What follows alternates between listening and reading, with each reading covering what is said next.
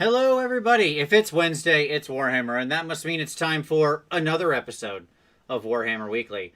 Joining me, as always, is my co-host Tom, my own little skink priest. What's up, buddy? Hello, friends. Also joining us this week, certainly a Slan Star Master worthy of all of the constellations, Dan from AOS Shorts. What's up, buddy? Hey guys, going well? Good to be here. Yeah, absolutely. So we're going to talk about Seraphon Revisited tonight. I realized that we had not talked about them. We're come back to them since their actual release. And my immediate thought was, well, that seems weird, being that they're such a, let's call it, dominant army, perhaps? So we'll see. We'll investigate. We'll talk about them. The ups, the downs, what we've seen of them, of their performance. But first, of course, the news. So, what do we got, Tom? A lot of news this week. So we have some images. We do. First of all, they've started the Advent calendar rumor engine nonsense. So, we're already 8 months behind on rumor engines we haven't seen figures for. Mm-hmm. And they were like, you know what we've got to do? Step it up. More rumor engines. We need to septuple the number of rumor engines every week. Yes. So that's where we're going. So the first one looks like a Sister of Battle thing. It's this one. It's a leg. Mm-hmm. It's got a little small fleur-de-lis. It has the foot like the Canoness. Yeah, you can see the heels. Yeah, it has heels. So, okay. Cool beans. This one is a guy with a book, but looks like a 40K thing or something. Mm-hmm. I don't know. Mm-hmm. It's hard for me to tell. Like, it's clearly a guy with a book or a box or something and a newspaper. He's Feels like a delivering a heavy package. winter coat. Okay. Is it Santa Claus delivering a package? No, we're going to talk about that in a minute, homie.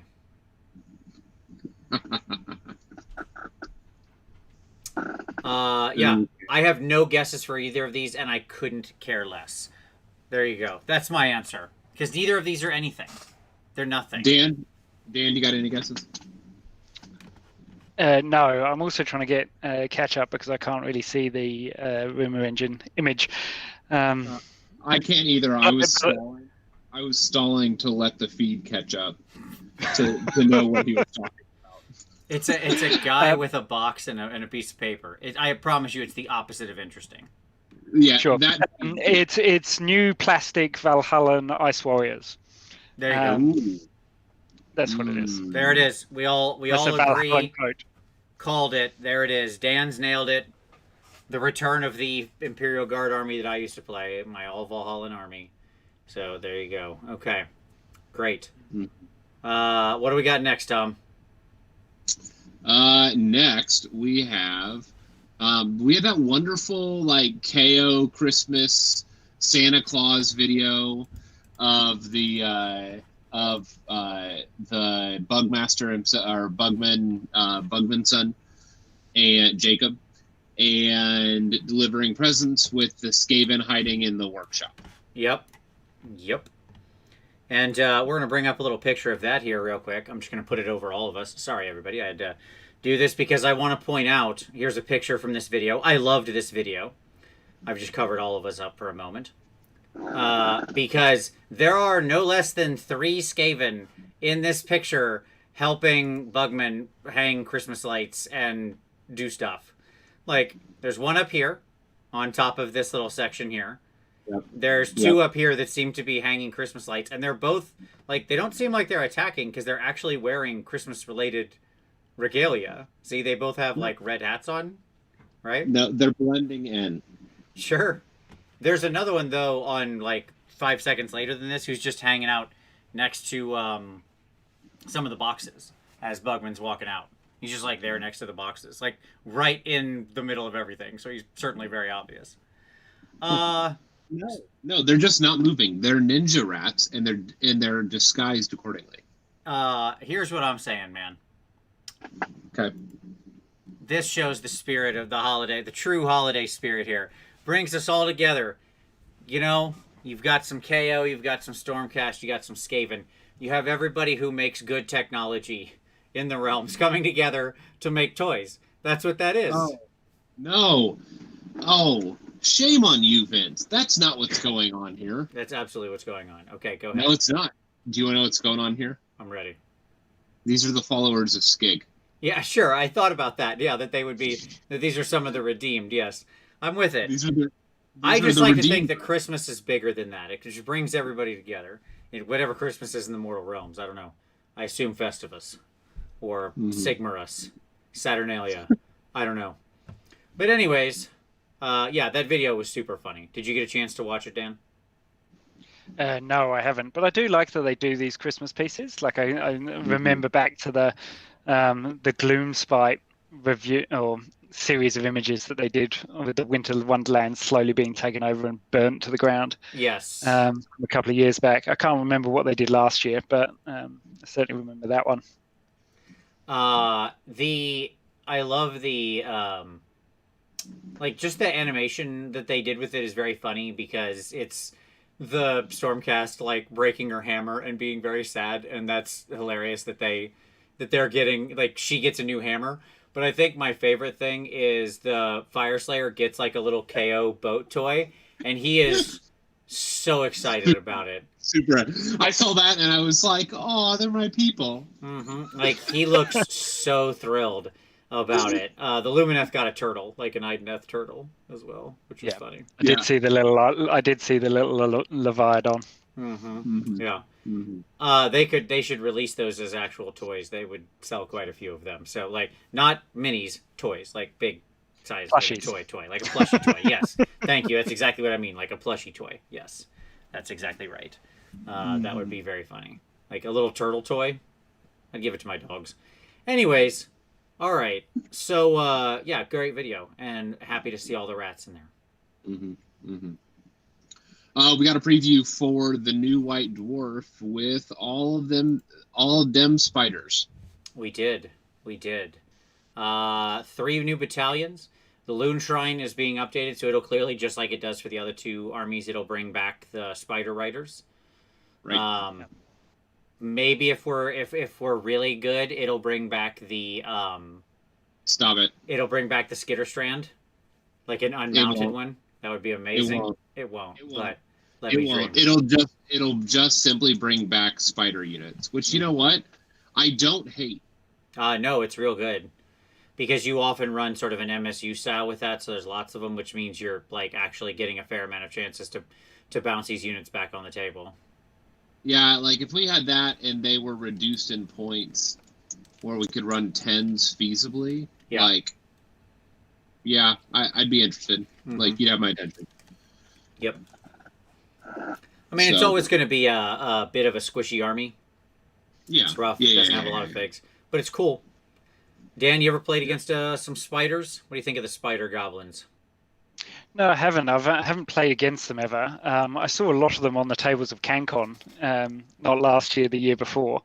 There's a couple of spider armies running around, Seth and Simon running them, but haven't seen them much since sort of 2019. So it'll be good if a few people get to put them back on the table. Real dependent on that always strikes last spell, or the catapult that makes always strikes last, or getting the charge. Yep. Real dependent upon that, and not getting in multiple fights at the same time. Sure. You know, I mean, I do think there's lots of things you could do there with those rules. Like they've proven that they can do a lot of work with a sub-faction, a battalion, you know, and a war scroll or 2 being updated. So we'll see. I mean, if they just blanket say the entire army when you're in Spider Heavy does 2 mortals on the bite instead of 1 base. Sure. Like things like that would be a big deal. Yes. 100%. Yeah. So we'll see. Yeah. So, yes, I'm sure Paul, who's in the chat, is beyond excited. Paul being the preeminent spider writer, follower. I don't know. What web spinner? There you go, web spinner. Let's go for that. The king. Yes. The Spider King. There you go. Yes. All right. Cool beans. What else we got? We have the 5 new books for Warcry that are dropping. Yes. Which will include a collection for each Grand Alliance, and then the Tome of Champions for the 2020 release. Yep. Just to answer Zach real quick here. Any news on what this month's free GW model is? Yes, it's the Death Guard. December's, if you go visit the store, it's the Death Guard icon bearer guy. He has the little triple bloatfly symbol of Nurgle in front of him. He's holding cool looking model, cool Death Guard guy. Looks real special. I didn't get my Witch Elf. There you go. Didn't even, man. And that's tied obviously to the Death Guard coin. And we know next month we're getting the Heed Knights coin, and I'm sure we'll get a Heed Knights person for free. So I hope it's one of the awesome, like, new, like, jewelry laden guys, and not a Daemonette. Yeah, that'd be sweet. I'd be all about that. Anyways, it's probably a Daemonette, but yeah. Yes. All right. So let's talk about. I'm sorry. Back to Warcry. Yeah. Tome of Champions. Cool beans. Looks like a lot of new stuff in there. Triumph and Treachery, multiplayer rules. Looks like they did a little balancing, little clarity on some stuff. So, okay. It's fine. Great. I'm happy they're publishing the big tomes so that people actually have all the core rules corrected in one place. The idea that they published this game originally and just said we're going to make limited run cards as the mechanism for you knowing the stats of your people, that was such a non-starter. Like, those always should have been the game aid to some kind of book that was out there for it. Yeah. Right? Yeah. Just seemed to completely shortchange the system from the start, right? Right, because there were so many people who couldn't find the cards they wanted. They were sold out, or they were unavailable in their area, or whatever, and that's just unfortunate. These are people who want to play this game and literally just don't have a way to get the thing other than going and hoping they can Google it out, and find, like, images somebody's posted of the cards. Like, that's crazy. That the rules of your game would not be available somewhere. Like, that's nuts. So, yeah. Happy to see the books. Looks like it'll be a good collection of everything. It'll also be cool because I imagine they'll bring in the special edition cards that were always dumb. So, like, the ones that was in the Snuffler in the Gits that came special in the Gits box, and the Banshee and the Nighthaunt. Yeah, the stabby Banshee and the Nighthaunt. Yes. Man, talk about a feel bad. Yeah, sure. That you have to buy that book, yes. We also got some news of some new boxes for them for Warcry, which is cool. Coming soon. The Sylvaneth one we all were really excited about, and then it turned out it was more expensive. But so that's yeah, that deal was too good to be true. It was. If it is, it is. Good to see the Shadow Stalkers out. Yes. I missed the price. What was the price on it? 75, not 50 like the rest. Oof. So, yeah, you're right. Like, good to see the Shadow Stalkers going to be available. Yep. The obviously the Sylvaneth one we're referencing box was like what, 3 Kurnoth and 5 Tree Revs, is that right? Yeah. I mean, would have been amazing at 50. Still not bad at 75, honestly. So yeah, that's true. Because that is, those 2 boxes are like $100 or more, a little more than $100, something like that. So. Right. All that's in U.S. Dan, I assume down there they're like probably the cost of like a mid-sized sedan, something in that range. Yeah, right? Something like that. Good. Especially when you, like me, have bought sort of 21 Kurnoth Hunters over the years. Sure. Yeah. Could have had a vacation house or 21 Kurnoth Hunters. It's really, but it's close. I mean, that's a lot of firepower that you're bringing on the board with your Sylvaneth. So that's nice. Got that going for you. Okay. So, cool. Yeah, I mean, I'm excited for all the Warcry stuff. I don't know that there's any of those I want to pick up because I already have most of them that I want. The only ones that tempt me a little are the shadow things, just because they'd be fun to paint. They look pretty cool. I wish we had points for them. Yeah, it seems weird that they've taken so long to put them out. When are we getting the app updated? When are we getting all like points for those shadow stuff? Like, when is this stuff happening? I don't know. Mm-hmm. It's a mystery. I wonder, like, are we just waiting for the winter FAQ and then Big Bang we do it all at once? That's what I assumed, is that they're trying to get all their ducks in a row so that they can like literally pull the trigger all at once because of the changes that are going to drop. Like they avoid outrage if the points are low if other changes have been made. Sure. So like, because this is actually the FAQ, the points change that's done correctly, where we get everything all in one day. Right? We don't have it split up where we get a weird book and then 2 weeks later we get a PDF with the other half or anything crazy like that. Right. So, you know, my hope is they just go, okay, here's the, let's say within the next 2 weeks, here's the winter FAQ, here's all the new points, we've updated everything, right? Mm-hmm. Here's your points for your Shadowstalkers, everything's been updated in the app, everything's been, you know, updated in Scroll Builder and so on, right? Just like done and dusted. Yes, I all of the existing Warcry warbands who've said, aren't they all like 70 to 80 points?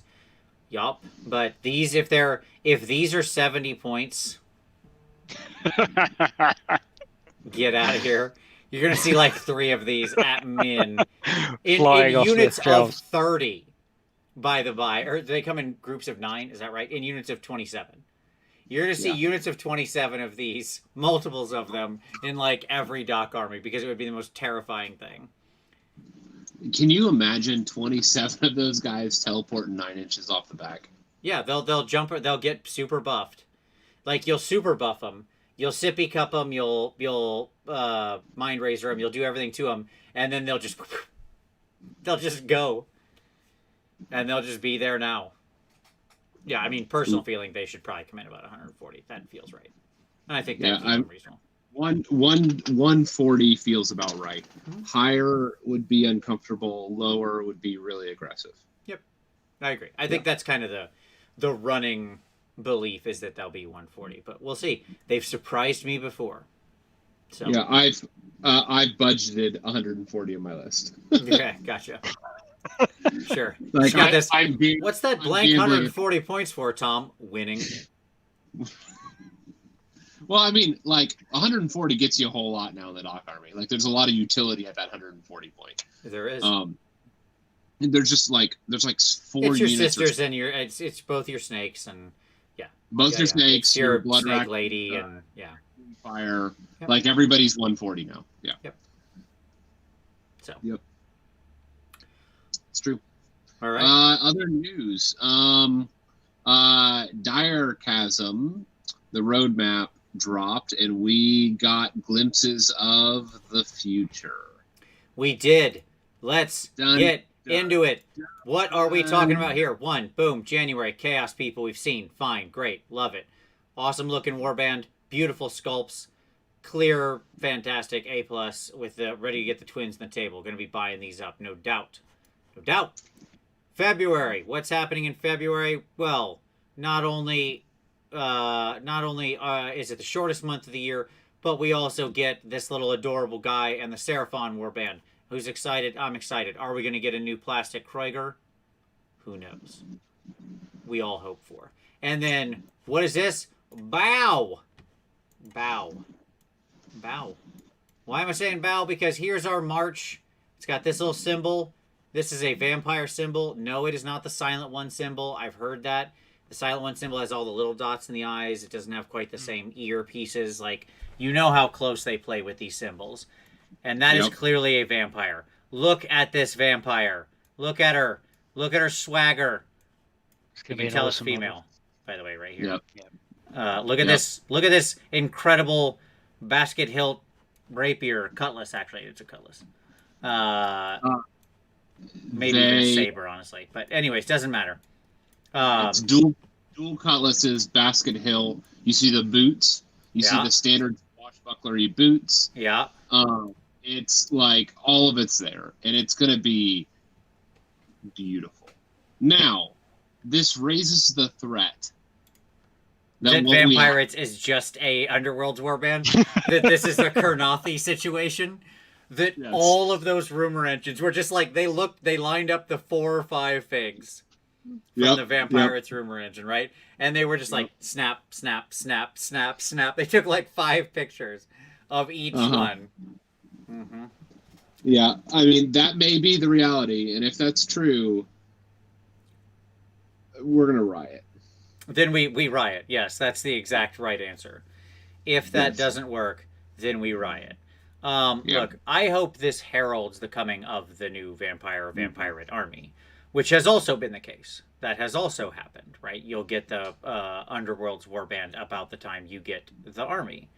That has happened too. Uh, so for example, we got the little, what's his name? The little goofball troll guy with his little weird menagerie of friends, and then he showed up in the Gietz book, right? He was a fun little guy, and he showed up in there. Molog, that's his name, right? Yep. Molog. Yep. So sometimes the Kurnothi really kind of stand out. There's not that there hasn't been a couple others, but they stand out as the most obvious one where it was like, man, a lot of people clearly want that to be a, its own army, and we haven't seen it yet. But yes, if everybody buys, that's a good point. If everybody buys a vampire warband, we'll get an army. Okay, that's how we solve this. I mean, totally. And I would to be honest, I would probably just make the army. Like, if I got a warband, I would probably just make that army. Sure. That's a heck of a conversion project. But yes, I get it. I made a giant army 4 years before there was Giants rules, so I understand. Yep. Like, it would probably just happen. Sure. Okay. So, I think that brings us to the end of the news, right? Let's talk about the rest of the symbols. Bone Splitters, OBR, and Idneth Deepkin. Yep, I agree with all those assessments. The only thing that I would say, I agree with Bone Splitters. That was my gut reaction on April. Mm-hmm. The other possibility there would potentially be Spider Fang. Sure. Yeah. It's a question of what are you leaning behind? The bone going through the middle, or the fangs coming down here? What's the dominant aesthetic thing? Yep. Right? Yep. So. Yeah, and so it could be they're green. Either way, the models are green. It's either spiders or it's bone splitters. I don't care either way, personally. But it could be either. And then yes, this is OBR and that's IDK. So. Yep, absolutely. So cool. And I do agree, as Paul pointed out, there was an old rumor engine that really looks a lot like a spider leg. So could be that spider leg is from here, right? It's true. Yep. And how awesome would it be to get some more spider models? It'd be cool, especially in the midst of actually having their new rules coming out in White Dwarf next month. So, yes. Yep. Yeah. Cool. All right. Is that all our news? That's the news. That's the news. I was going to say, I think the only other thing was the comment today in the Slaanesh Diachasm warband release confirming Slangor are coming. Yes, thank you very much. In the Diachasm release, they had they had Slake Strike or whatever his name is, Slake Slash. They love having noises in Slaanesh. Yep. Slaanesh is my super favorite. So the yes, they had Slake Slash, and at the bottom they had a cheeky little reference to I wonder if there's more things coming like him. Maybe he's a herald for. We know. We saw him in the background of the image. Stop playing coy with us. Put out the pictures of all of these other models. I want to see the Slangor unit. I think they're going to be bigger, by the way. Slake Slash is pretty big. He's on a 40 millish base or something. You think they're going to be on 50s? No, I think the whole unit's going to be on 40s because I think they're going to be bigger things. Maybe emaciated bulls. Big gore, small bulls, somewhere in the middle. Right? Right. So I don't know. Maybe they won't. But they looked big, even in the background. You only saw 2 of them. Yep. Hanging out in the background of the group photo. You didn't see a big pack of them like you do. There wasn't a unit of 5 or anything sitting in the back. Right. Exactly. Okay. Vince, do you want to address that? I'm fine. Don't worry about it. No, I'm good. We're fine. All right. They're not going to catch anything through the computer, Tom, so it's okay. All right. Yeah. So I'm excited. Let's see those. Let's see those. I want to just see all the new range. I'm glad they confirmed it. That further convinces me we were correct originally, right? When we said like, oh, this is a unit of Slangor, this is a caster, this is an archer unit, and then some kind of big centerpiece palanquin thing. The fact that we got one of them, one of the fuzziest ones, right? Yep. And it just got confirmed, tells me, yep, we're good. Like, and I want a new book so badly. I really want to see a new book that expands out what it means to play Slaanesh. So there you go. I think that might be coming. Indeed. Dan, what's your thoughts? Do you want a new Slaanesh book? Would you like to see the old one put in the ash bin of history? Yes. Largely just because it's been so kicked around since release, and now we get all the now we get all the mortals in. Yeah, I agree. We've got, like 5-ish nerfs that have happened to that book in some way or another.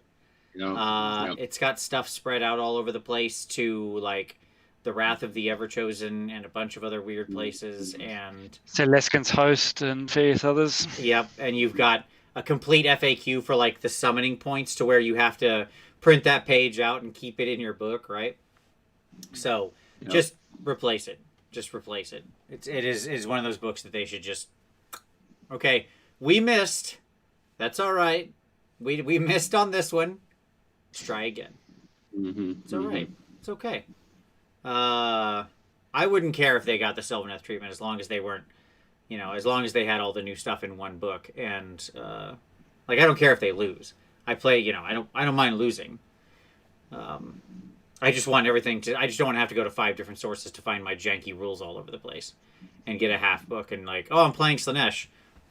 Let me flip through these 18 different resources. That's just, give me some more interesting ways to play. All right, pick of the week. Here we go. Dan, you've got to share with everybody. What would you like to share out there? I would like to share the awesome Pro Painted Studios token trays and gaming boxes. People may have seen them all over Twitter. But they are a series of sort of magnetic connecting layers. You can build your sort of gaming box of choice with a dice tray, storage box, and then various trays for tokens and measuring sticks. And I always love cool swag and accessories. So that's my pick of the week. It's super cool. I checked it out. I will have the link down there below. And yes, don't worry, Ashicus. If they do come out with a new Slaanesh book, of course we'll do another 6-hour show. We'll have to, because it'll be even bigger than last time. Tom, yeah. what's your pick of the week? Yeah, so this is going to be obviously related pretty closely to what we're talking about today. But Yep. 2 Plus Tough released a video 13 hours ago or so on as kind of a review of the Getting Started box set for Skinks. And so I would encourage you to check it out. It's just a great treatment of the Skink box, and I always love Doug's excitement for things. Nice, dig it. For myself, I've got to shout out our good buddy Hooves of Doom, who put out a video today. That, look, you probably won't like it. It's probably not for you. If you're an erudite individual interested in the history of late 19th and 20th century philosophy of language and how that can apply to Warhammer, if you're a person of class and style and substance, then perhaps this video will be for you. But if you're not, that's okay. Move along. No issue. But if you feel that you're up to the challenge of this content, then I would highly recommend you go check it out. It's great. No, he put out a great video, Diminishing Language in Warhammer.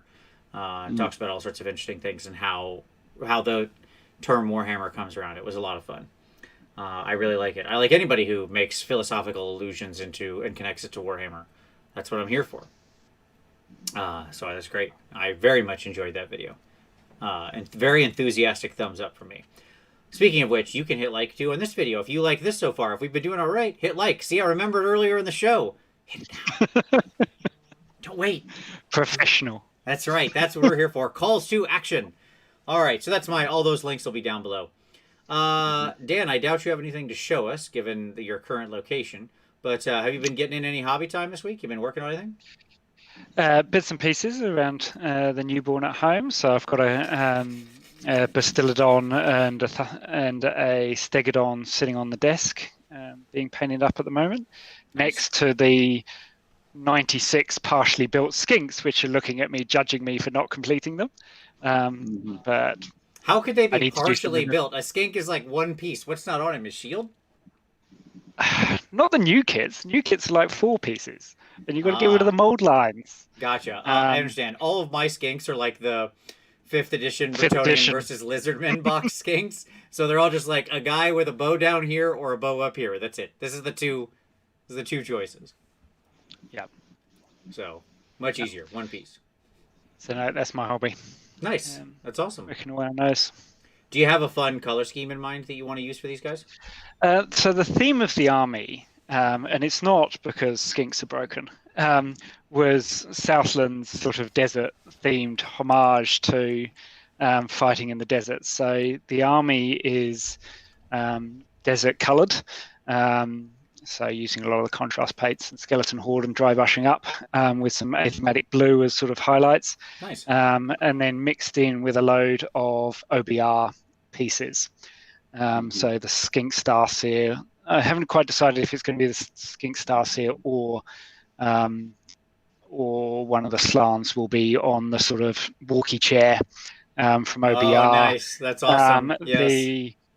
The OBR endless spell with the bird is going to be used as the skink, as the Pterodon chief's mount. Yes. So yes. the Pterodon chief's going to be flying one of those. Yeah, will be on the big vulture thing. And there'll be a variety of other sort of OBR things splattered through. That is amazing. I love this. That's fantastic. I love mixing those two together. That sounds super fun. You should replace the little zappy thing at the top of the pyramid with just some of the Bone Reaper. Like the Bone Reaper thing, just make a super tall, egregious thing. Like put the sort of central phallus right on the top of the pyramid, so it can just really be ridiculous. Yeah. Yeah. I love it. All right, Tom, what about yourself? What have you been working on, buddy? So I previewed a little bit. So I'm doing my new gun hauler. Yep. Yeah. So. Yeah, it's coming out nice. Now we got to get that guy painted, Tom. Yeah, I'll work on it. I'll get there. Mm-hmm. All right. I'm just saying, I'm dying over here, and I'm getting more painted than you. So for myself, I finished up my test scheme for my Lord on Karkadrak that I was thinking about using for my new Mortal Slanesh. I'll share him out here in a day or two or whatever. Yeah, I'm pretty sure I hate this. So I don't think I'm going to do this scheme. But I finished this guy. I painted it all the way through. And then I got to the end and I was like, yep. I don't like that. Nope. So that's fun. So I'm not going to do that. So now I got this guy. He's ready to go. This is my, the Lord of Pain or whatever. Yep. And I'm just sitting here staring at him because I don't know what to... I mean, he doesn't have much in the way of armor or color scheme on him. He's mostly like, he's mostly leather and a little bit of metal. But there's some stuff I need to decide. So I've just been sitting staring at him, trying to figure out what I want to do. So, yeah. There we go. Okay. So at any rate, hopefully more tests soon. We'll get there. All right. Cool. Well, with that done, Vince suddenly remembered that he needed to be keeping timestamps on this stuff. This late in the show. Whoops. That's okay. Well, Vince, as somebody recommends, maybe it should just be teal and magenta. What's that? Maybe your Slanesh should just simply be teal and magenta. Oh, yeah, sure. I mean, that would be the low-hanging fruit, right? Certainly, yes, absolutely. Okay. So at any rate, I'll grab the times for pick and hobby after we're done. I got the time for this. All right, let's talk Seraphon, folks. All right, lots to talk about here. Dan, you're obviously getting into Seraphon, so you're a believer. Then you saw the Seraphon's face. Now you're a believer. So, what's getting you into the lizards? Why do you like it? What's your overall read on the army right now? The overall read is that it's highly competitive. Yes. Thank you. We'll just get that out there right now. Yep. Tick number one, it is a very strong army in competitive match play. Tick number two, the models are cool. Tick number three, I wanted to do Southland Lizards. Tick number four, you've got the option of a book where you can genuinely build a different army for probably each of the 4 sub-factions. Yep. And get value out of it. So the idea of going, well, actually, I don't want to build 96 skinks. Instead, I want stompy monsters, and I can take some stompy monsters and do okay with a smaller number of skinks. Let's be real, rather than complete monsters. But yes, lots of options, lots of choice, lots of things to play with. Yeah, I agree with all that. It is on one hand, this book remains one of the big successes that I think they've had, because when I look at things like how the sub-factions are defined and the types of play styles they enable and incentivize and how different they feel and different they play, when you look at the difference between like how the 2 Starborn factions play versus how the 2 Coalesced factions play, right? I think all of that is very successful. Where I think this army goes over the top is like, it is super competitive and super synergistic, like to a level that would make Doc seem like nothing. Like, I mean, Doc envies this level of just sort of blanket synergy. Yeah. And everybody's got both abilities that don't cost points and command abilities that might, you're using stuff for. You got multiple avenues of buffing, not just spells, not just sort of abilities. Some require rolls, some are just automatic. You've got a lot of different potential hammers in the army, like things that can do damage in lots of different ways. It's versatile, and a lot of the units in there are of real value, right? That is to say, like, you can see, well, I could play this, or I could play this, or I could play this, or I could play this, right? There's like so much of this book has potential play. That's crazy. Yep. Yeah. You just don't have to make sacrifices. Right. You don't have to make choices. In terms of going, okay, well, what is the thing that I'm going to build or lean into, like you do with other books? You go, no, I'll have everything. I'll have spell domination. I'll have long range. I'll have good movement. I'll have cheap infantry. I'll have plenty of wounds. I'll have board control. I can have some summoning. I can have high damage output. I can have mortal wounds, and I can have all of that in the same list. Yep. Yeah, it's just I don't know. We all talk about it. There's different winners and losers in terms of books that they put out, and this is one that just doesn't have to make compromises. It doesn't. No. Here's ultimately my argument.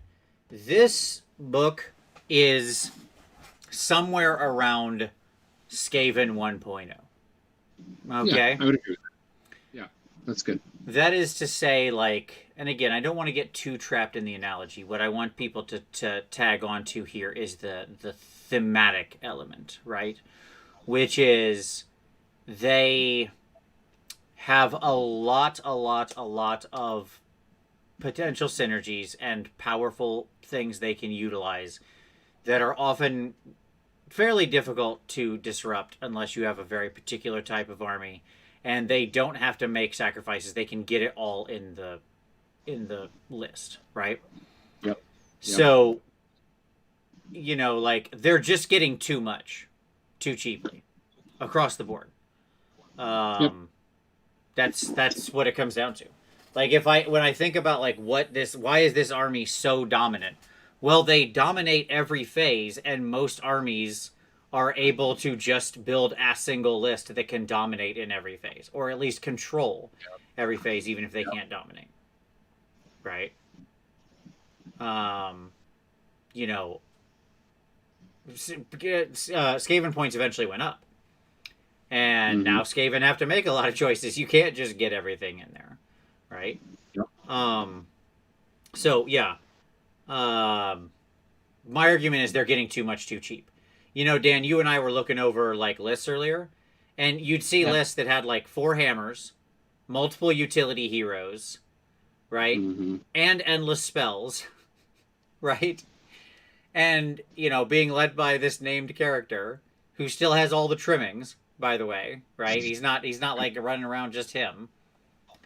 Yep. And they're packing 140 wounds, so they're higher than average wounds, right? It's just like they've sacrificed nothing. Like these guys are ready to rock no matter what's going on. So, at any rate, we'll get into some individual stuff.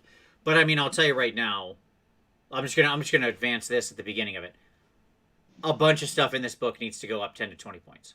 Like a bunch. Like just across the board, many things just go up 10 to 20 points. That's my supposition on how to fix this book. You're getting too much stuff, move a bunch of stuff up. Yep. Right? Yep. That's it. I don't want to see any one thing broken.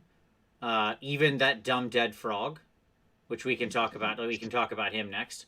We can talk about the croak of it all. Right? I don't want to see these guys broken. Seraphon's a cool army. I have a Seraphon army. I like playing it. And I play, like, I would argue the fairest version of it.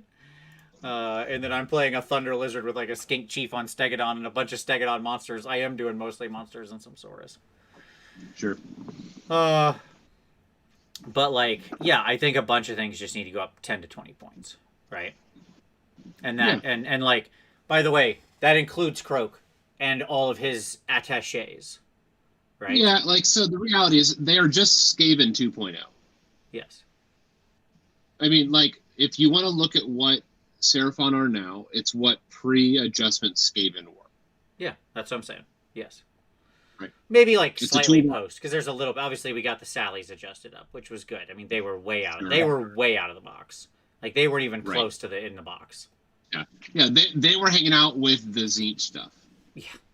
In, like, in Looney Tunes town of undercosted, yes. Right. Of, like, hi, what are you? One of the best shooting units and one of the best melee units in the game, and you can accept buffs from every buff in this army? And you're how much? That doesn't seem right. It does not seem right. It goes to, like, the old question of how much synergistic ability is factored into pointing. And you Tom, you were having this discussion with GW folks back in 2016, right? I was. I gave feedback on the I gave a pretty extensive write-up on the Tomb King's changes. Yeah, that was what triggered this originally. Dan, I mean, how do you tackle this, right? You look at some armies. Like, this is why I don't love comparing unit to unit in the Absent, right? Especially across armies. People often do this, like, oh, well, this unit's 130 points, and over here in this army, they only pay 100 for it, you know? And I'm like, okay, but also the synergies of an army like this, where, like, every Skink Priest, there's just buffs, right, that I can put on stuff. What am I paying for all of that? Right? How much does all that get figured in to the functionality? Also, Ryan Sansa, I would definitely disagree. I mean, I can mathematically show you that Teclis is weaker than Croak by far. Teclis is about the same price is what we're going to call it right now, because I consider the build out for Croak to be Croak, an Astrolith Banner Bearer, a unit of 5 guard, and the Balewind. Like, that's the standard build, and that's 640. Okay. Yep. And he has more wounds than Teclis. He's tougher. He can withstand more. He can cast basically better, probably. For all intents and purposes, in what he stares down, he'll probably outcast Teclis. Okay? And he'll do way more damage. Like, it's not even close. Yep. Especially against, like, Chaos armies, which are very prevalent. I mean, he'll just rock the socks. Yep. It's not even close. Mathematically, he can take, like, 50% more damage than Teclis. So, he's tough. He's dominating. Look, there is a reason every list contains him. Whenever you're looking at across the lists, and every list, every competitive list, you see it time after time after time after time, when it's like, when you've got 12 top 5s, and 11 of them or 12 of them have Croak in there. He doesn't have less wounds effectively, Crazy Horse, when you matched in with the that is not mathematically how it works with the guard. I'm not going to get into it. I'll put up the math if you want. I'll do a special thing, Anthony, but it's not true. It's very simple math to show he has more wounds. Okay. So you're just picking up on your point there about the prevalence of Croak and his sort of loadout. So there's 15 top 5s. 12 of those have Croak, and I suspect for at least 2 of the ones where they weren't Croak, it was because they didn't want to be that guy at the event, knowing the people that were running them.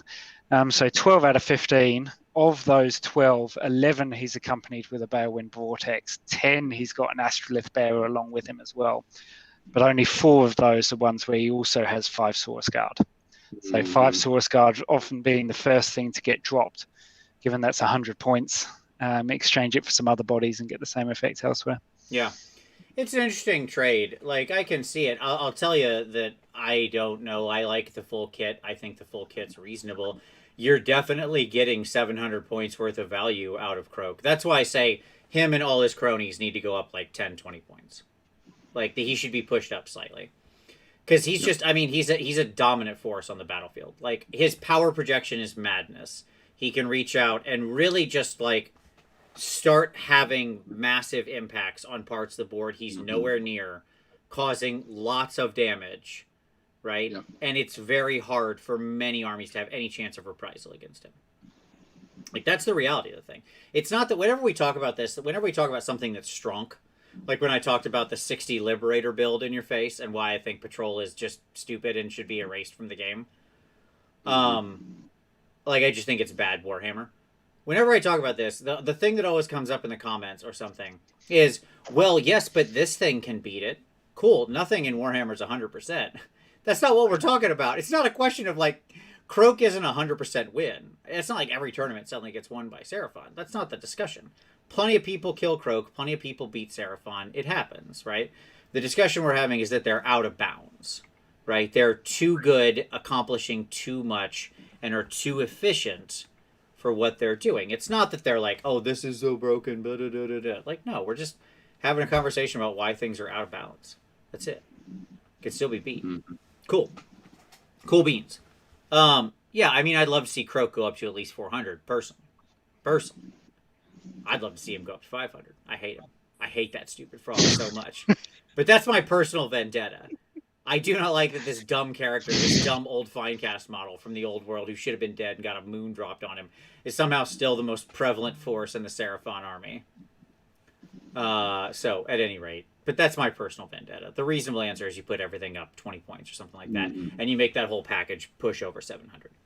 So they do have to get rid of some of the pieces, right? Exactly what you said, Dan, right? So maybe they're not taking the guard, or maybe they're not taking the, you know, the banner bearer as much, and they're having to, you know, work with a shorter range. Or maybe they cut the Balewind, or, you know, whatever. Right? Yep. So, yeah. Okay. Enough Croak. Shall we leave Croak behind? Let's not. Yep. I don't want this to be the Croak show. Okay. So Ham. I'll say one more thing here. Ham Smash said if Croak stays under 400, then all the tools in his kit need to go up 20 each too. Yes, that's what I'm saying. I think the answer is right. Don't kill him. Like I know. Joking aside, I'd love to see him. I'll put him at 2,000 points. Suck it, you stupid frog. But at any rate.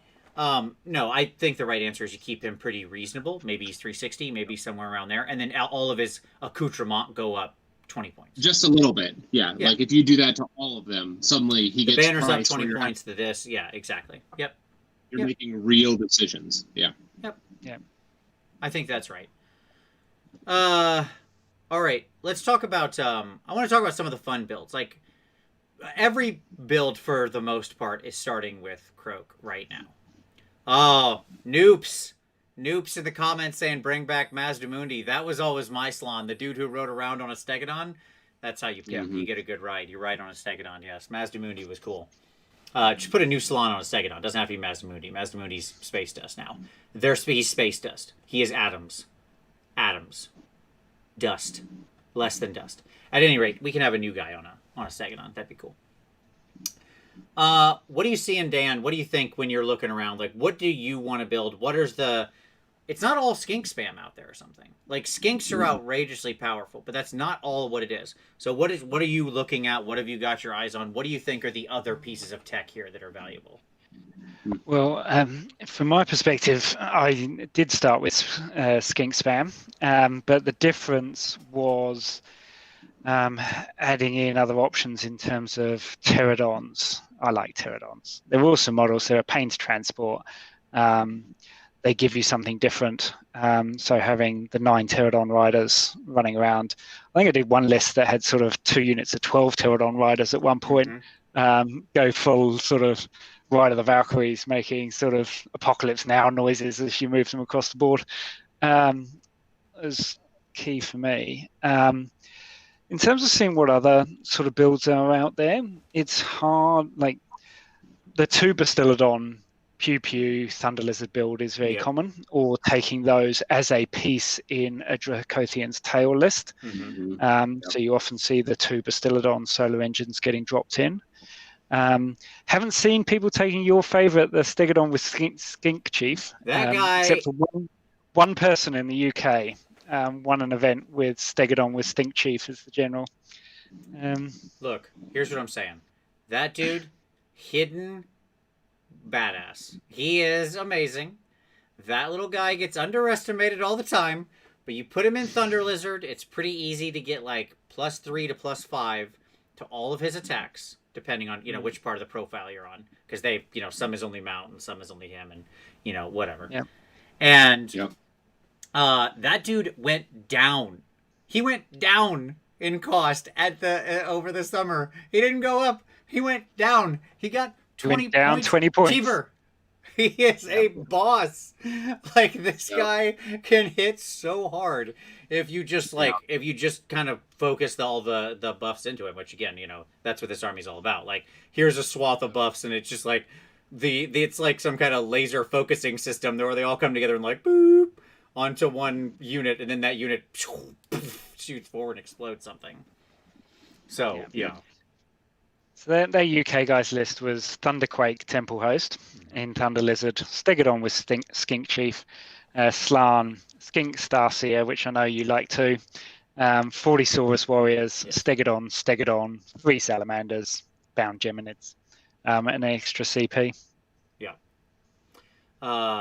Yeah, I like that list. I think one of the really fascinating things about this army is, again, like we talked about, there's so much to play here that's valuable. They did a great job with this force. And by the way, to somebody earlier who thinks I'm being petty because I'm saying this, I'm not trying to be petty. I'm looking at their win percentage, which is higher than it should be. It's outside of the fat middle. I'm looking at the number of times they top 5 versus everybody else, and I'm looking at things like their average wounds. I mean, I'm doing this mathematically. This isn't just like my opinion, man. I mean, it is somewhat, but it's also backed up by facts. At any rate, I love this army. I think this is, like I said at the beginning, a success. Some of the things you didn't mention, Dan, Saurus Knights, right?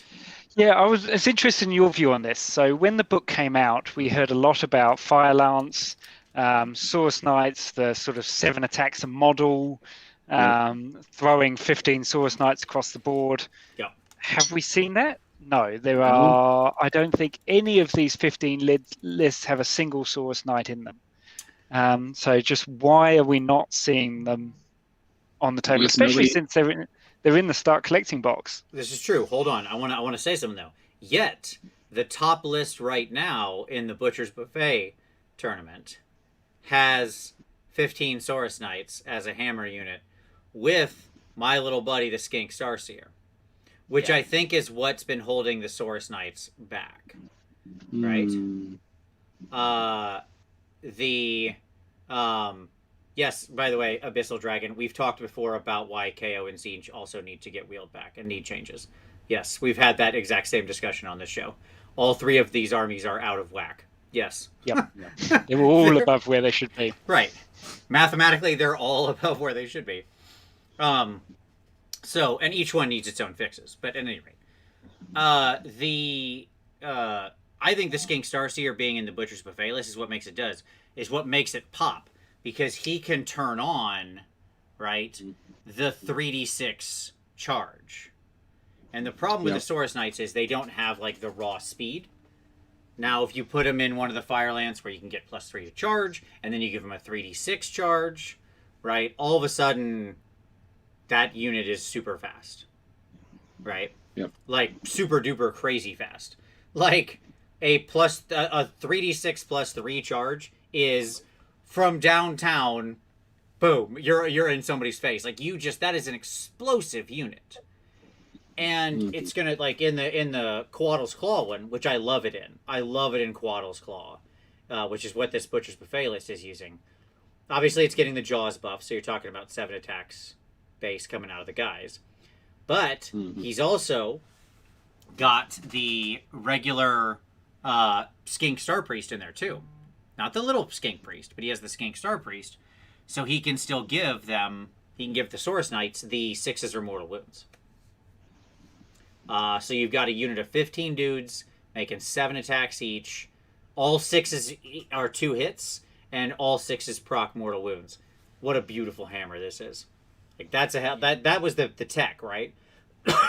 To me, the Starseer makes it worth it. That's the piece. That's my answer, Dan. That is such a nice list, and for people that might not have seen it or watched Rob's show, where I think he's gone through it with Owen Jackson, covering Butcher's Buffet, that was Coatl's Claw, Croak with Stellar Tempest, Astrolith Bearer, so usual tech, Scar Veteran on Carnosaurus the General, Command Trait Dominant Predator, Artifact Eviscerating Blade, Star Priest and Starseer, as Vince says, Pterodon Chief, 10 Skinks, 5 Saurus Guard. Then the 2 other hammers, the 15 Saurus Knights, the 12 Pterodon Riders, Barrowwind Vortex, Bound Geminids, Gold. I love it. It's a beautiful list. I love this list. It's got like 4 ridiculous hammers, like just ready to go in. One of them's kind of weak, but he's okay. The Carnosaur guy, he's all right.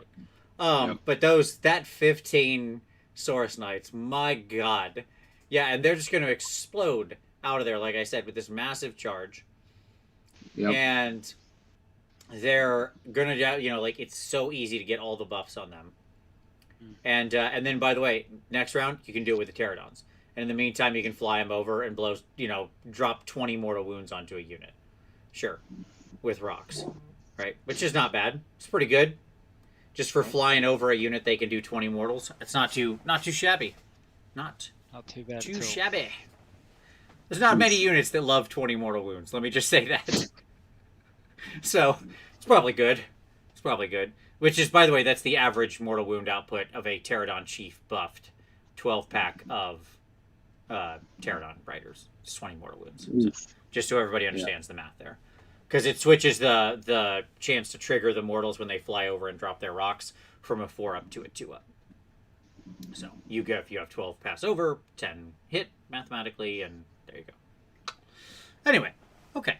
Cool beans. Yeah, anything else in there that's got your attention that you think people might be sleeping on, or that you think, or that you've seen a lot of value or people starting to explore? Not really. There's only a very few other pieces. There's a couple of people in Europe, in Sweden and Germany, running Engine of the Gods type builds. One crazy person also has the Skink Oracle on Troglodon in the build. Which is a brave soul. But no, the sort of lists that are out there are all around several key pieces. A lot of Celestant Primes. Yeah. A less than primes out there. Sure. It's the only ally that seems to get taken.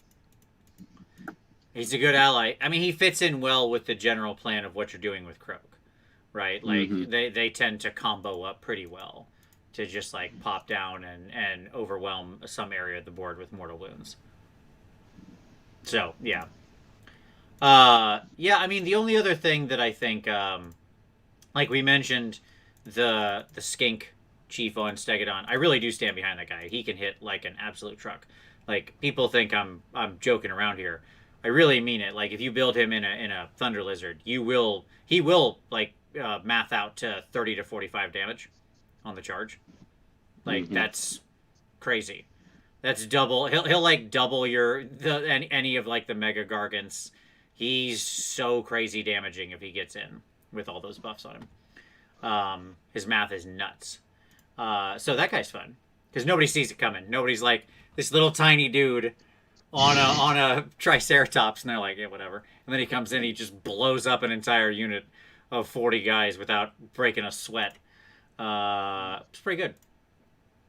Chameleons are the other thing we should mention. I see a lot of people running like the sort of 20 blocks of those. Yeah. Seen a couple.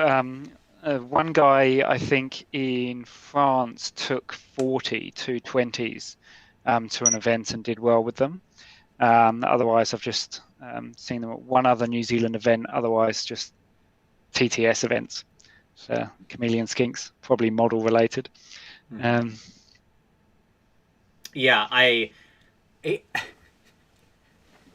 that chameleon skink that's in the new Underworlds Warband in February will be like the highest price single, miniature you can buy secondhand on eBay because everybody will want him to do. He's beautiful. Everybody would want him to be like all of their chameleons, and there's just no way. Like, it's so expensive. They're just not going to make enough of these guys. So he's going to be up to like $40 for a single skink. Go ahead, Dan. Sorry. I was going to say I want the skink priest with the holy hand grenade. I know, that's right? the model I want. That's the model I want from the Underworld's Warband. Oh my god, that guy was amazing. Like Teeny Weeny, is what somebody said he looked like, and I was like, yeah, he does kind of look like Teeny Weeny. Oh man, I thought that dude was cool. Yeah, it looks like he's got a thermal detonator or whatever. Yes, loved it. Okay.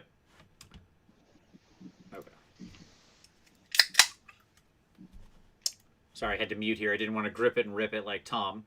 When he's normally opening a soda, it just cracks it right in the microphone. Okay. Gotta lean into those. Yeah. Yes, there you go, Caleb Hastings. Steggy Chief and Thunder Lizards and Thunderquake fully buffed will do about 35 damage to a 4+ save. He is awesome. That's exactly right. Yeah. Yes, he is. People are sleeping on this monster. That's all I'm saying. He's a destructive engine, and I love him. Okay. Anyways. Yeah. Okay. So, what's the weakness of this army that we've seen? What's outpacing it? Like, what's doing well against it, we think, overall? Either competitively, in tournaments, just in theory crafting. Like, what do you think is its big weaknesses? Or weakness?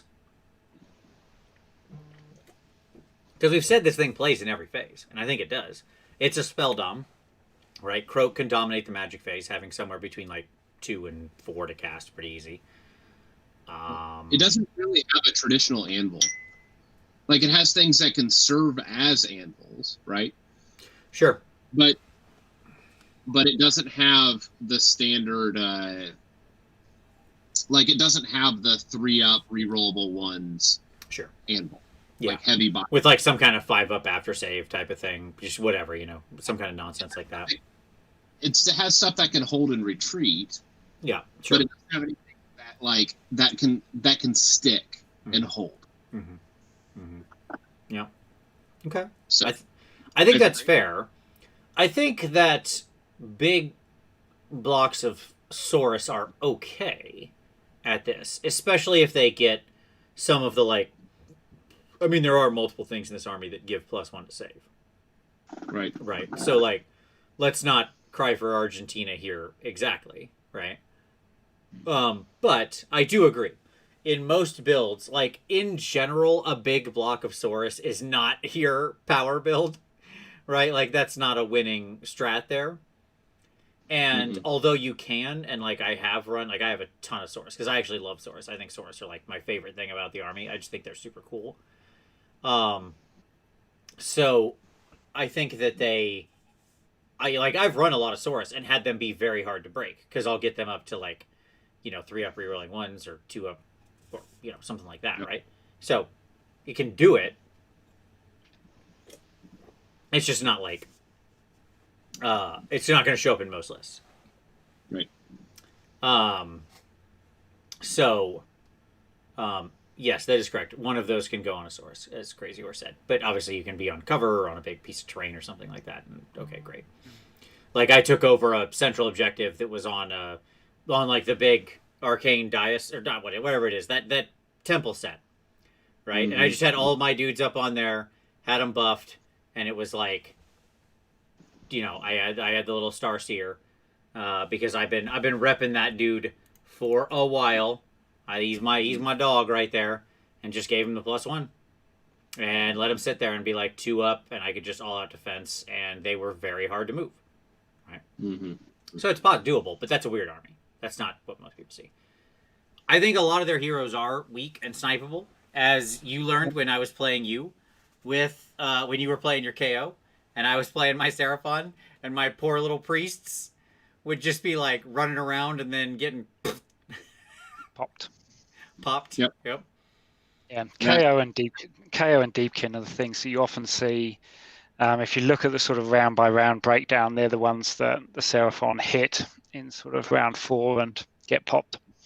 And so they end up, quite a lot of the Seraphon lists are ending up in the sort of 4th and 5th places.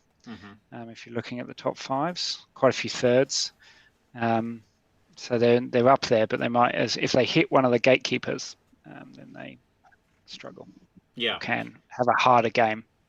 Yeah, it's interesting because KO right now really does form a very difficult, often antithesis to these guys, right? Like, if I'm not going to charge your stupid skinks with my boats, so I'm not going to give you a free shooting phase or a retreat, right? I'm just going to run away, shoot your valuable stuff until the skinks can't do mortal wounds to me anymore, right? And then I'll come in and do the relevant thing of like chopping them down with some Endrin Riggers or just shooting into them and battle shocking them off because you have no heroes to keep them around. And even at Bravery 10, you're not going to be able to withstand 20 casualties out of a 40 unit, right?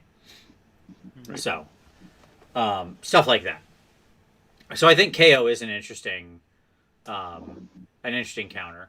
I think anybody who has like a huge amount of ranged power projection can be an interesting match for this. I don't know that they're all as bad as KO.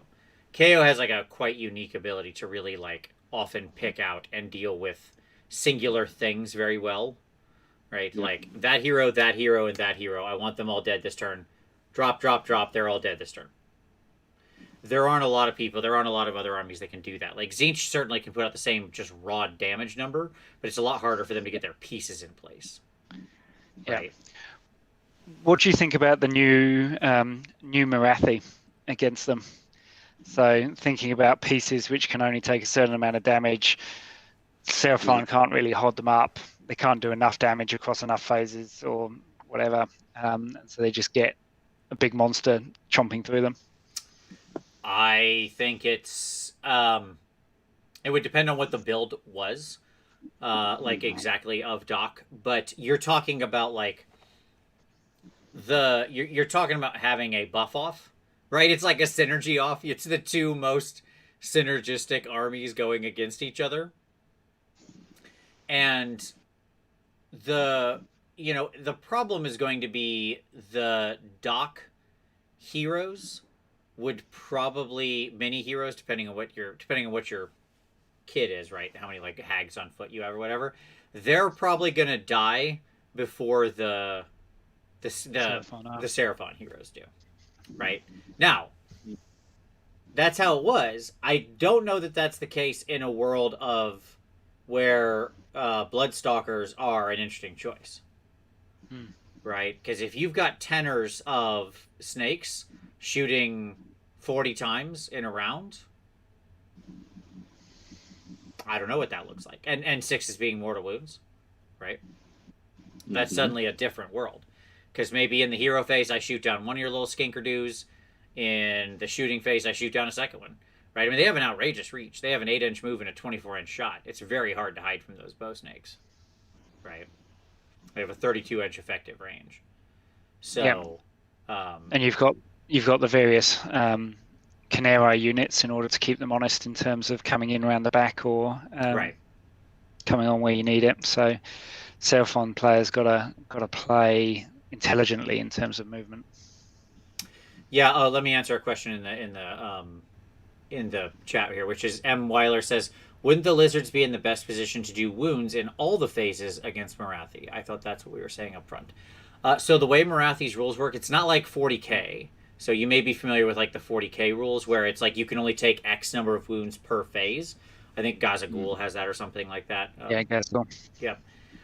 Morathi's is much stronger. Hers is she can only take 3 wounds per turn. So, period. Right. She cannot die until the bottom of 2. And that's assuming you went 3, 3, 3, 3, which is actually rather hard to do. If somebody's even got half a brain in their head about how to play Morathi. Yeah. Right. Yeah. I think Doc's an interesting matchup now. I really do. I think I think stuff like Calibron and with its ability to match your teleport, where you're getting in this like Queen's Gambit chess game, right? Where you're both trying to like teleport your units around and really match everything. You've got droppers, they've got chameleon skinks. Like, what's going on here? I could just see this being like the cagiest match in the world, right? Of a Calibron with some bow snakes against a Seraphon starport list. Like, it would be the craziest matchup to watch. No one would ever fight each other. They would just teleport and sometimes shoot and cast spells and then Morathi would come screaming in. It's always that. Yeah, I mean, if she gets into the meat of it, she's very dangerous, right? Because she'll blow up any of their hammers in basically one round of combat. Dan, right? Yep. Like, she just looks funny at 12 pterodons and they're dead. I mean, like, that's not even a thing. She's going to splat that unit against the wall. Like, it's not even a joke. Certainly, like, even Saurus Knights would be hard-pressed. Like, a big unit of 15 are probably going to lose, like, a good half to 10 of their number pretty fast against her. Okay, she's just brutal now in combat. And the fact that she's not getting answered. Yeah. Yeah, I agree. Okay, cool. All right. Let's see. Tom, what do you think? I mean, you've been plotting out a lot of Morathi lists. What's your thought on this?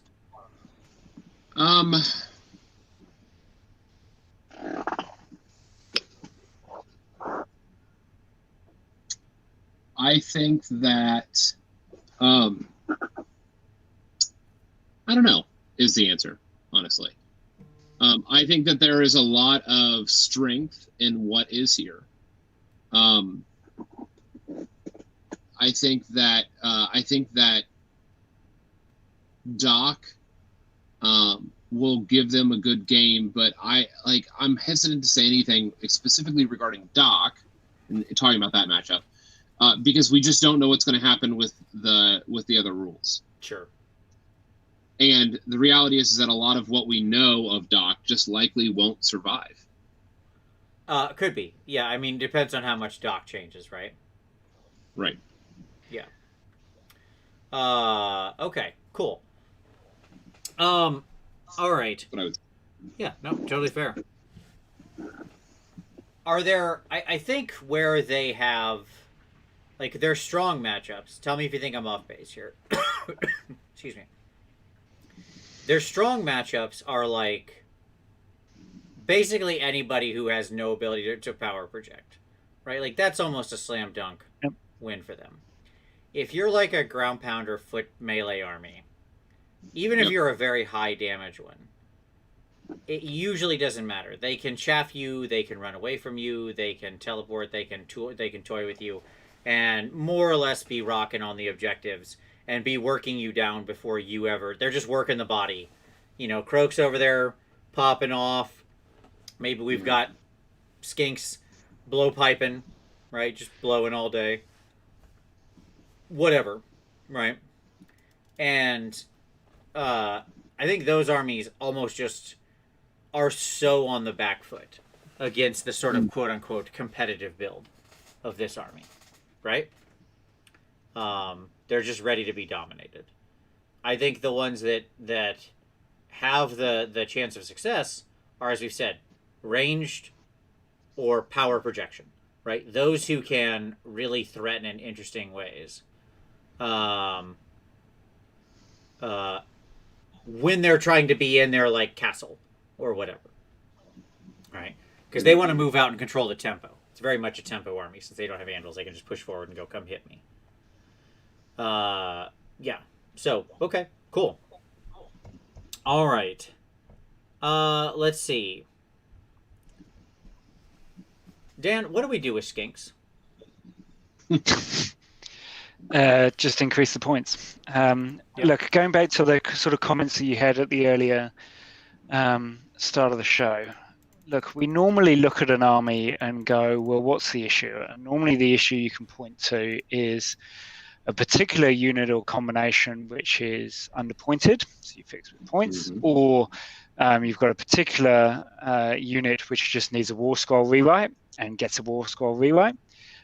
Or you have a particular sub-faction which is head and shoulders above the rest and forces you in a particular way and gives you far too much benefits. In Seraphon, we have a number of strong subset factions. We've got a number of strong units, and we've got a number of strong combos. So you can't go and just whack one thing over the head.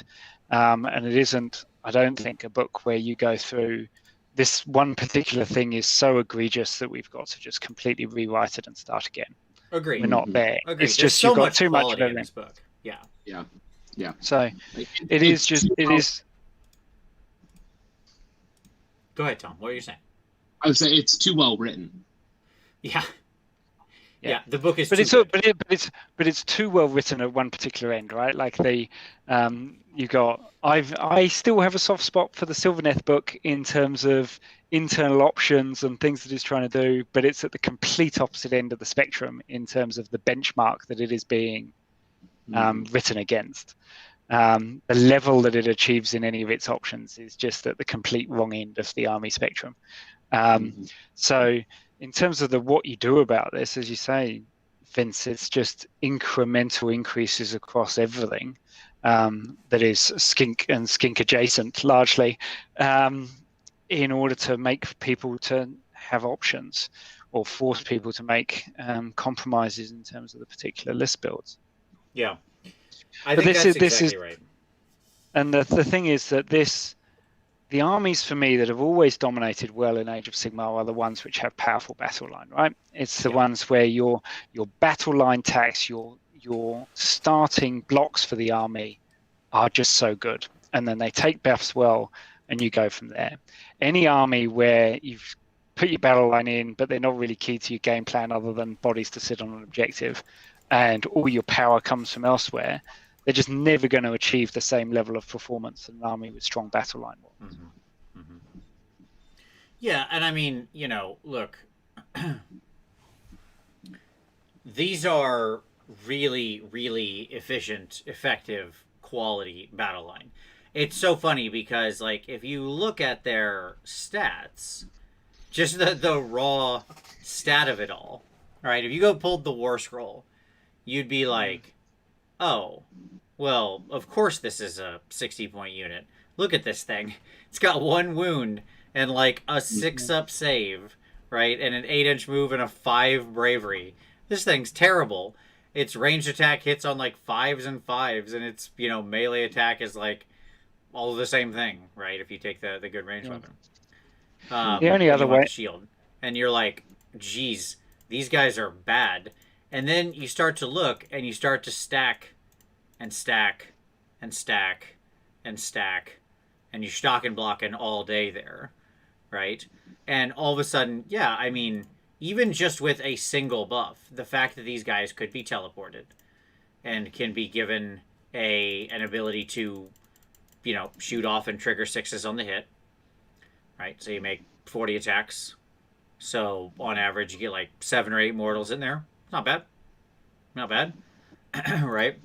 But the fact that that's just sort of your starting gambit, right? Never mind what you're doing in like, Fangs of Sotek or whatever, right? Yeah. Every single list that you see in Fangs with large bodies of skinks have an accompanying skink priest and star priest, right? Mm-hmm. They've always got those accompanying heroes. So either you increase those, so you're disincentivized for taking both, and so you can only take one of those two, or you change the value of their free abilities, so the ones which aren't costing you a command point, the sort of generic abilities which allow you to do unmodified wounds on a 6 if you've got a star priest, etc. Sure. So you change that to a dice roll or something which makes them less reliable. Yep. Yeah, it is the wound roll. Yes, which is good, but yes, it is still. It's often still, the point is that you're often combining it with like hitting somebody and then out of phase and then running away or something like that, right? Or your priest with a 3+ ability to run and shoot and charge. Right. Exactly. Yep. Exactly. So that's where you're sort of getting all your value back, right? And the fact that, again, what are these units costing you? What is a unit of 40 of these costing you? Bargain basement points. Exactly. 240 points. Right? So it's so insane how cheap that is. That's bonkers cheap for just that many bodies, right? Never mind the fact it's just 40 bodies, which quantity has a quality all its own. Again, the fact that it can be made to run and shoot, that you can just drop it around the board often if you're in Starborn, that you can get a bunch of mortal wound shots out of it, right? It's pretty good. It's pretty good. It can do a lot of work. Mm-hmm, mm-hmm.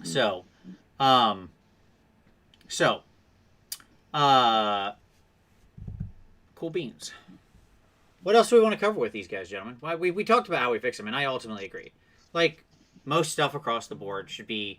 This is one of those rare instances where the book is actually, as it stands right now, relatively well internal balanced.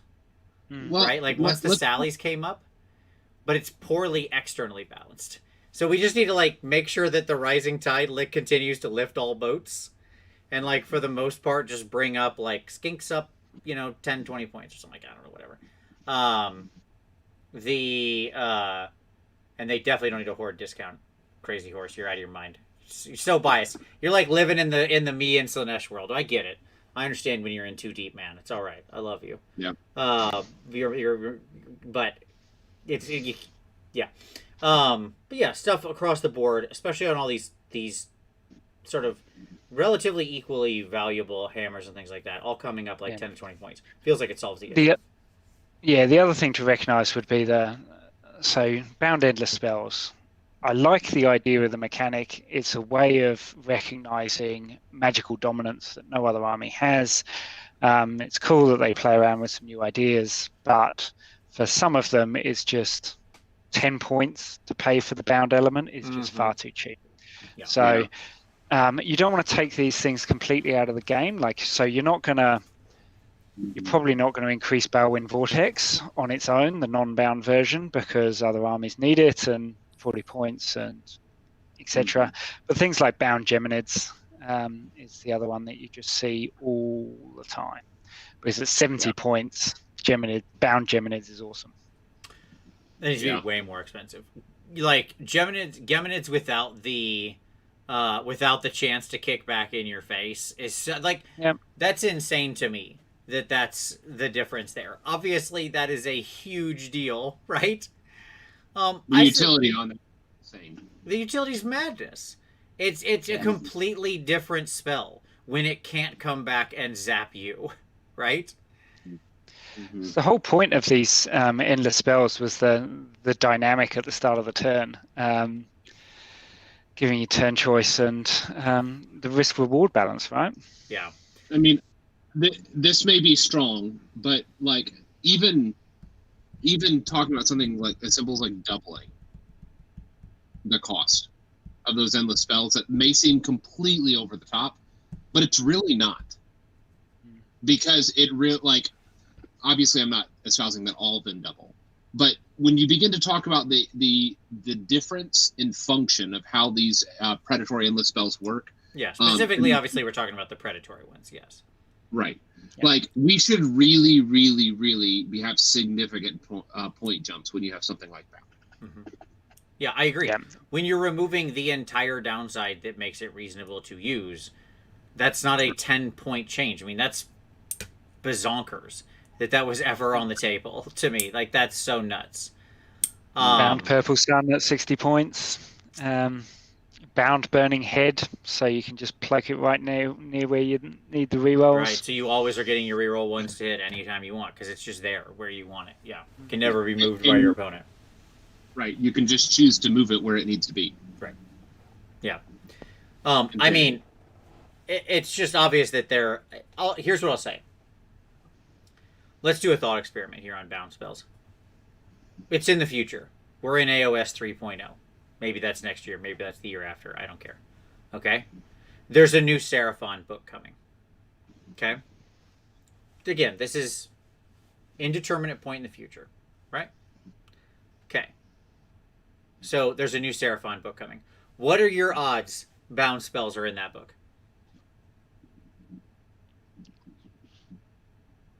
Because I'm going to say 80-20, they ain't in that book. When have GW backed away from a rules mechanic which they thought was tied to the identity of the army? All the time. Many times. So, hundreds of times. Okay. I am obviously blanking on Newborn Sleep. So other than like the ones which are tied to core rules of the game, where we've had changes to the core rules of the game in terms of summoning or otherwise. Sure. Yeah. Yes. I mean, if you're saying like, okay, here's a thing that a core part of an army has, and then in a new book they got rid of it. Is that what you mean? Yeah. Right? Yeah, like because you could take the same if you look at Deepkin. Deepkin are due for a book to bring them up into the modern rules of the game.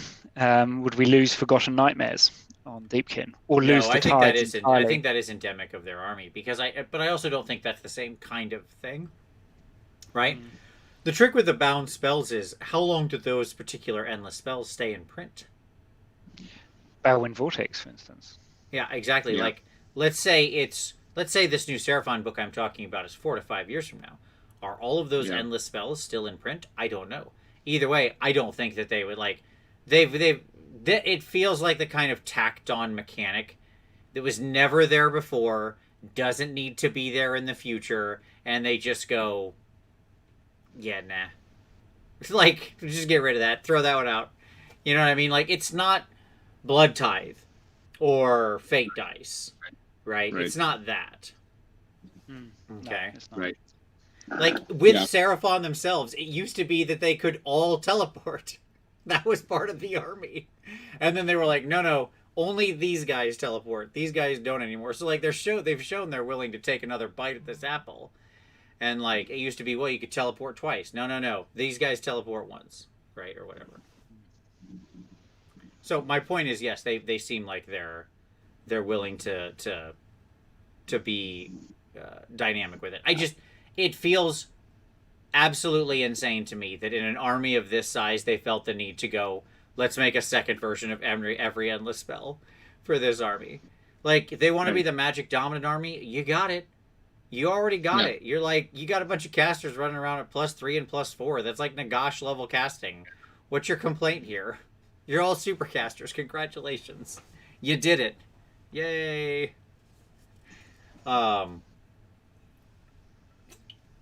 Yeah, it's just not part of the identity of the army, I guess is what I would say.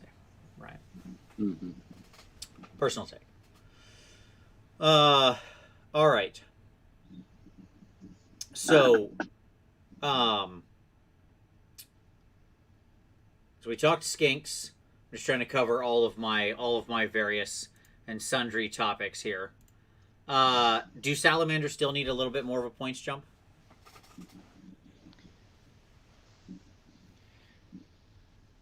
They're Are they at the very right rare. price? They're not getting spammed. This is true. In a lot of lists, they've fallen out. You sometimes see them as like 3. You don't really see them as much anymore. You normally see 1 unit of 3. Right. So there's no in half or more of the lists. There's 1 unit of 3, and then only in rare lists do you see a second unit of 3 or a unit of 2 added on. Right. Yep. My feeling is, if anything, like, maybe another 10 points. I'd like to see him go up. I think that feels right to me. I think if I had him Crazy, up another 10 points. Crazy Horse going for the full 140. He's backing hard on this one. I'll tell you what. In his mind, Croak is fine, but these salamanders, they got to go way up. That's fine. Everybody's got their take on it. 80 to 140 would be probably one of the largest percentage points increases of any unit in the game ever. Yeah. I think they'll go up another 10, I mean, they already had a huge point jump last book. And this is one of the things they talk about. That, like, if they horribly mispoint something, even if they generally know the right points, they won't do it in one thing. So, like, they release a book. They've got the summer thing. They know this unit needs to come up like 100 points. Or come down 100 points. They generally, even if they know that, they'll generally avoid doing it all at once. Because they feel like people react negatively to that kind of change management of having too big of a swing. Right? So they'll, like, increment it over a couple steps. It's the Vermin Lord thing, right? Yep. Yeah, exactly. Keep moving. Just keep moving it in the direction it needs to go. Yeah, or just scoot them up. Just scoot them up. Yeah. To go back to your Skaven analogy, the thing to avoid is the not addressing the sort of have-nots in the book, right? Okay. Do we think there are strong have-nots in the book which need further love? So the things you don't see, Saurus Guard, any of the Saurus foot heroes, pretty much. Other than, the Astrolith guy, for reasons completely unrelated to his existence, yes. Exactly. The stick he's carrying around is what's valuable, yes. Yeah, no one cares about the Saurus that it's attached to. And Ripidactyls, you don't see. Yeah, so I definitely have a strong feeling on this one, because I really do feel like like I said earlier, when I run this army, I do run Sauruses. I mean, Tom will tell you he played against he was up here and he played against my Seraphon a bunch of times, and I generally always have huge Saurus blocks on the table because I think Saurus are cool. And I don't know what the change is for Saurus. Like, they do have a decent-ish amount of potential synergy in the army. It's not like you can't get them buffed up and really kicking. So, it's not like they're bad in any way. I mean, between them giving themselves extra attacks, and then the Jaws and Coalesce getting extra attacks, and, the buffs that are available for them where they can start double tapping or various things like that, they can get there. I don't think I'd want to give all the regular little Saurus 2 wounds, because then you'd make them such smaller units, right? Like, they would just get so tiny. Yeah, I don't know. Maybe if I was going to give the regular Saurus anything, maybe like their shields or their scaly hides or something, give them like a 6-up feel no pain, like kind of built in on the Saurus or something like that, where they just have it all the time. So they're somewhat mortal wound resistant or whatever, right? I mean, the other Saurus heroes, I don't even know, man. I don't know what you do with a lot of these guys. They're just bad. Several of them are just bad combat heroes. You're going to take a couple if you want to, like, buff your Saurus if you're deciding to play the underwhelming part of this army, right? As I do. Yeah. I think, by the by, if you moved everything else up in points besides these guys, like if Sora stayed where they are and everything else came up 10, 20 points, or a lot of other stuff came up, maybe you'd have a different story here, right? So, the Scarvet on Carnosaur and his buddy, like the Old Blood on Carnosaur, need to have their, like, if I had could wave a magic wand, their profiles would get very much changed. Their profiles are way too weak. Mm-hmm. Yeah. So those sort of mid-level combat heroes are just a sort of blind spot. Yeah. In so many books, and Source Warriors just fall afoul of the 32 mil infantry. Yeah. Sort of mid-level infantry problem, and just why would you take 40 Source Warriors at 320 points against 40 Skinks at 240 points, which gives you so much more in so many ways. Right. Yes, I agree. Caleb showing up defending the Scarvet on Carno at 210. Yeah, I don't think he's terrible. I'm just saying, like, he does not have enough sort of rend or damage. He needs a little more oomph in there. I do like all the extra attacks he can get, but he needs some more oomph. Just a little bit. Because it's a dude on a T-Rex, man. They should be cool. Like, come on. Yes. Dude on T-Rex should be awesome. Yeah, exactly. It is. This guy always lets me down in every, like, I run this dude all the time because I think it's like the coolest model they made, but this dude like lets me down so consistently. I will agree with Caleb that he says like they have to have buffs. This is true. This is absolutely true. Okay. Let's see. But this dude is just, I don't know. Have you ever had one of those units in your army that no matter what you do, no matter how you roll, no matter what game you're playing, he always lets you down? Like, it's always the one that you're like, here we go, and okay, all he's got to do is do 2 wounds. All right, that's all misses. Okay, the next profile. All right, 1 hit and no wound. Okay, all right, well, never mind. That's this guy every time. Yep. That's Glock. You Glock hit, yeah, sure. Okay. All right. Is there anything we haven't touched on? We've talked about what we want to see. What do we expect to see? Let's close out on this. Oh, you mentioned other, like, weak units. Kroxigor, Krieger, whatever. Right? Completely forgot they existed. Yeah, exactly. That's the problem.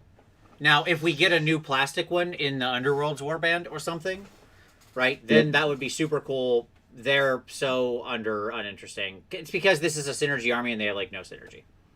So. Yep. And they have the standard elite model problem. Right? Like all super, or like all quasi, I don't even know what to call them. Elite sounds like the wrong word, but they're elite-ish. Yeah, well, they're not trying to fill the Kurnoth Hunter role, right? They don't have a Kurnoth Hunter role as well. Yeah. Yep. So definitely them. Like, they're sort of this legacy piece of tech that have just kind of stuck around. That people feel like they have to put them in there. And okay, like, they're ugly models. They need a new model. They could be a cool idea. It's a neat idea. I used to love the old hunting packs back in the day when you could mix, like, Kroxigor in with Skinks and have them swinging over the top and stuff. Swing over the top. It's an awesome dynamic. Yeah, it was a super cool little combo there. That was fun. All right. So going back to your question was what do we actually expect? Yeah, what do we actually expect to see? Yeah. I think we'll get a number of points increases across some of the Skink hero and Croak related pieces.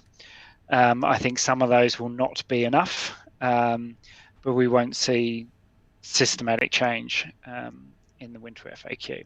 And I think GW will rely on the approach that it seems to take with many of the top armies, which is going, all we care about is the balancing of the game via sort of rock, paper, scissors at the top end, and the evolution of armies and play styles over a sort of 6-month window.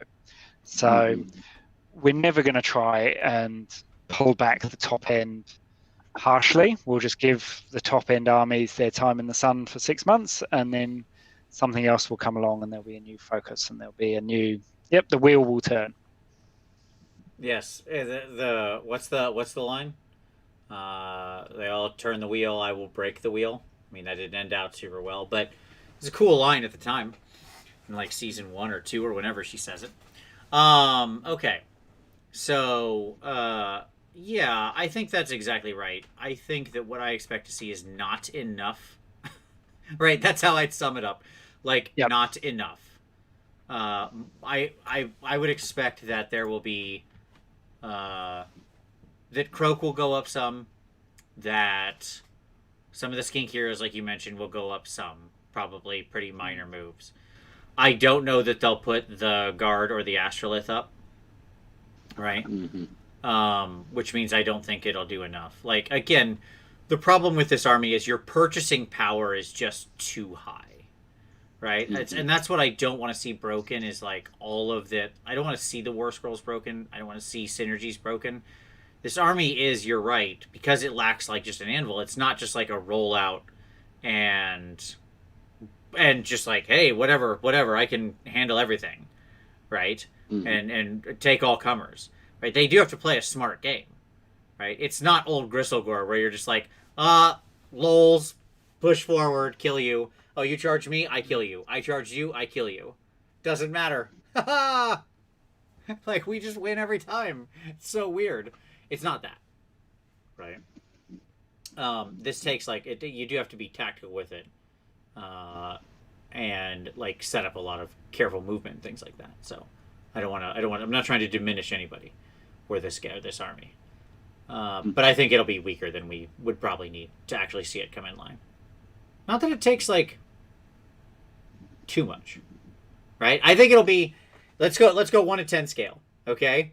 I want to see a 5. I think we'll get a 3, right? But that's still better than if we had gotten a 7.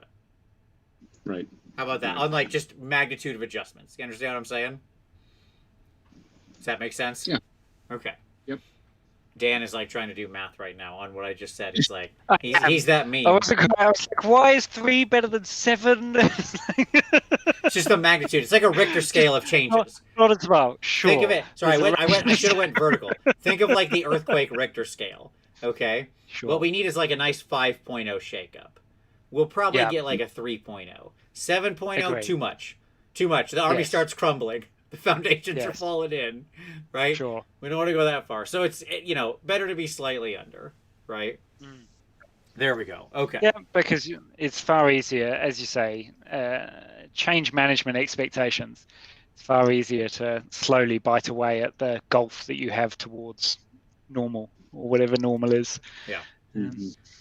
Indeed. All right. Well, there we go. I think that's good. I think we got all the things I wanted to cover. This was fun. I mean, they're a very powerful army, very fun army. Somebody asked me earlier, does the Thunder Lizard Monster Mash thing trigger your inner Timmy? Yes.